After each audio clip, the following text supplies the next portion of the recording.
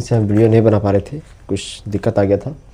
आज हम ज्योग्राफी की चर्चा करेंगे और ज्योग्राफी में आज हम पार्ट 1 की चर्चा करेंगे। पहले चैप्टर की इसमें चर्चा करेंगे ज्योग्राफी में। तो जो पार्ट 1 हमारा है वो ब्रह्मांड को लेकर। आपको पता होगा कि भूगोल का जो सबसे पहले विषय का जो हम अध्ययन करते हैं और ब्रह्मांड के बारे में ही, कि ब्रह्मांड क्या है, इसका निर्माण कैसे हुआ। तो आज उसके बारे में जिक्र करेंगे, ठीक है, कि ब्रह्मांड का आखिर निर्माण कैसे हुआ। क्या करेंगे कि ब्रह्मांड का निर्माण कैसे हुआ, आखिर ये तारे, ग्रह, उल्कापिंड, ये सब का निर्माण कैसे हुआ। तो बहुत अच्छा ये है, आपको पढ़ना चाहिए। और खास ये 10 क्लास के लोग जो अगर जाएंगे, उनका पहला चैप्टर ज्योग्राफी में यही है कि ब्रह्मांड क्या है। तो खास करके उन लोग को देखना चाहिए। 12 क्लास के भी लोगों के लिए बहुत ही लाभदायक है कि ब्रह्मांड का निर्माण कैसे हुआ है उसके बारे में।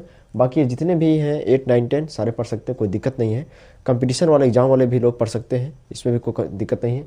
तो आज हम उसके बारे में अध्ययन करेंगे कि ब्रह्मांड है क्या, आखिर इसका निर्माण हुआ कैसे, ब्रह्मांड के निर्माण में क्या क्या संरचना हुआ, क्या क्या प्रक्रिया हुआ, जिसकी सभी को मालूम है। तो आखिर पहले क्या हुआ, कैसे निर्माण हुआ सागरों का, कैसे निर्माण हुआ महासागरों का, कैसे निर्माण हुआ ग्रह का, सूर्य का, उपग्रह का, ये सारी चीज़ें हम अध्ययन करेंगे आज इसी क्षेत्र, इसी में, ठीक है। तो सबसे पहले सवाल ये है कि ब्रह्मांड का निर्माण कैसे हुआ। तो ब्रह्मांड, ठीक है, उसके देखते हैं निर्माण कैसे हुआ। ब्रह्मांड का निर्माण लगभग 13.8 अरब वर्ष पहले एक प्रचंड विस्फोट कर हुआ था। यहाँ पे लिखा हुआ है कि ब्रह्मांड का जो निर्माण हुआ था वो 13.8 अरब वर्ष पहले प्रचंड विस्फोट के कारण, ठीक है। तो इसके पीछे थोड़ा हम कहानी बता देते हैं क्या है सो, कि पहले ब्रह्मांड पहले 2 छोटे गोलक के रूप में था, ठीक है, 2 छोटा गोलक के रूप में, ठीक है। लेकिन बिग बैंग सिद्धांत के तहत जब उस गोलक का विस्फोट हुआ तो विस्फोट के कारण ही इसका क्या हुआ, ब्रह्मांड का निर्माण हुआ, ठीक है। तो वो पूछेगा कि किस सिद्धांत के तहत ब्रह्मांड का निर्माण किया गया है, तो बिग बैंग सिद्धांत के तहत, ठीक है। कब किया गया, तो 13.8 अरब वर्ष पहले सिद्धांत के तहत विस्फोट हुआ। पहले विस्फोट होने के बाद क्या हुआ, ब्रह्मांड का निर्माण हुआ। इसके बाद एक चीज़ और यहाँ पे है, पूछेगा कि जानता कि जिसमें बिग बैंग सिद्धांत नहीं हुआ था उसके पहले क्या था। तो उसके पहले ब्रह्मांड 2 छोटे गोलक के रूप में थे, ठीक है। वही गोलक बहुत तेज़ी से विस्फोट हुआ बिग बैंग सिद्धांत के तहत और ब्रह्मांड का निर्माण हुआ। अब हम ये जानेंगे कि निर्माण के बाद सागरों का निर्माण कैसे हुआ, तारों का निर्माण कैसे हुआ, ग्रहों का निर्माण कैसे हुआ। अब हम ब्रह्मांड के निर्माण के बारे में अभी हम वीडियो में चर्चा किए। आप देखेंगे कि किस किस क्या क्या इस ब्रह्मांड में घटना घटा, कैसे निर्माण हुआ, कौन कौन सी प्रक्रिया आई। तो सबसे पहले बात करेंगे बिग बैंग सिद्धांत, ठीक है। तो बिग बैंग सिद्धांत क्या है, तो जिस प्रक्रिया के तहत या जिस सिद्धांत के तहत ब्रह्मांड का निर्माण हुआ है उसे हम बिग बैंग सिद्धांत कहते हैं, ठीक है। इसको थोड़ा ध्यान देना है, ठीक है, कि अगर सवाल पूछे कि बिग बैंग सिद्धांत क्या है, तो जिस प्रक्रिया के तहत ब्रह्मांड का निर्माण हुआ उस बिग बैंग सिद्धांत कहते हैं, ठीक है। तो अगर पूछा जाए कि किस सिद्धांत के तहत ब्रह्मांड का निर्माण हुआ है, तो बिग बैंग सिद्धांत के तहत, या तो ऐसे बोल सकते हैं कि जिस प्रक्रिया के तहत ब्रह्मांड का निर्माण हुआ या जिस सिद्धांत के तहत ब्रह्मांड का निर्माण हुआ उसे हम बिग बैंग सिद्धांत कहते हैं, ठीक है। इसको थोड़ा आप लोग को ध्यान में देना है कि इसी प्रक्रिया के तहत साइंटिस्टों का मानना है, वैज्ञानिकों का मानना है कि बिग बैंग सिद्धांत के तहत ही ब्रह्मांड का निर्माण हुआ है। यहाँ एक चीज़ ये हो गया, ठीक है। तो अगर कोई पूछेगा कि बिग बैंग सिद्धांत किसने दिया था, तो जॉर्ज लेमेंटर एक साइंटिस्ट थे, वैज्ञानिक थे, जिन्होंने पहली बार बिग बैंग सिद्धांत के बारे में लोगों को बताए थे, ठीक है। अब नेक्स्ट हमारा है प्रारंभिक अवस्था, ठीक है।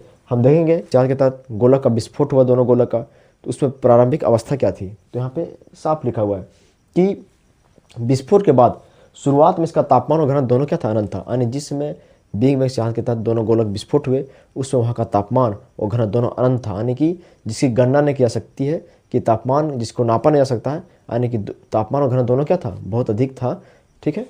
और तीसरा पॉइंट हमारा है कि विस्तार ठंडा होना, जब तापमान हुआ, ठीक है। मैंने आपको याद रखना कि प्रारंभिक अवस्था आपको बता दिए कि प्रारंभिक अवस्था में क्या था, कि प्रारंभिक अवस्था के बाद वहाँ का तापमान और घनत्व क्या था, बहुत अधिक था। नेक्स्ट टॉपिक आपका है कि विस्तार और ठंडा होना, ठीक है। तो जब टेम्परेचर बहुत अधिक था तो उसके बाद क्या हुआ, इसका विस्तार होना शुरू हुआ और धीरे धीरे ठंडा होने लगा। और जब इसका विस्तार होना शुरू हुआ तो यह बहुत तेज़ी से फैलने लगा और फैलने के बाद गैसों और धुलकणों का बादल बना। तो गैसों में 2 गैस का जिक्र किया हम, हाइड्रोजन और हीलियम, ठीक है। तो जब सवाल पूछेगा कि ब्रह्मांड में बिग बैंग सिद्धांत के तहत जब विस्फोट हुआ था, उसके बाद जब टेम्परेचर, तापमान उसका बहुत अधिक बढ़ गया था, उसके बाद क्या हुआ, तो विस्तार और ठंडा जब होने लगा ये, तो विस्फोट के बाद यह तेज़ी से फैलने लगा, ठीक है। और फैलने के बाद यह गैसों तथा धुलकणों के बादल बना, ठीक है। इसको आपको ध्यान से देखना है। हम देखेंगे नेक्स्ट प्रक्रिया में कि आकाशगंगाओं का निर्माण कैसे हुआ, ठीक है। तो आकाशगंगाओं का निर्माण की शुरुआत गैस और धूल के कणों से बने विशाल बादल के संचलन से हुआ, ठीक है। अब आपको इस याद रखना है कि जब ब्रह्मांड में विस्फोट हुआ, हाइड्रोजन हीलियम गैस का निर्माण हुआ, ठीक है, तो जितने भी धुलकण और गैस थे एक साथ मिले, ठीक है। और एक याद रखना है कि आकाशगंगाओं में जितने भी धुलकण और गैस एक साथ मिले थे उसे हम निहारिका भी कहते हैं, इसको थोड़ा ध्यान देना है, ठीक है।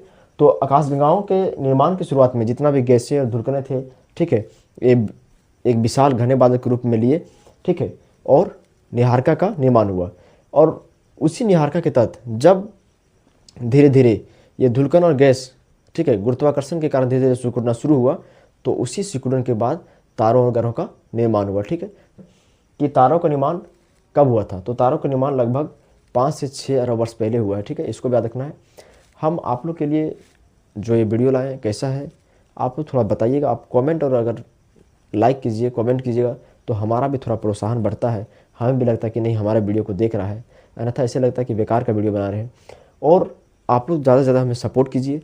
हमारे पास तो डिजिटल बोर्ड नहीं है, जो भी है आप लोग के लिए, जो बच्चे बाहर जाने के लिए में पढ़ने में सक्षम नहीं है उनके लिए बहुत अच्छा हम छोटा छोटा टॉपिक करके लाते हैं ताकि आपको समझ में ज़्यादा आवे, ठीक है। तो आप लोग को सपोर्ट करना है, कमेंट करना है, जैसा वीडियो हो ख़राब हो तो आपको बताना है कि सर आप वीडियो में यहाँ पे गलती किए। आप लोग जब गलती बताइए तो उसको हम सुधारने का प्रयास करेंगे। तो बहुत बहुत धन्यवाद।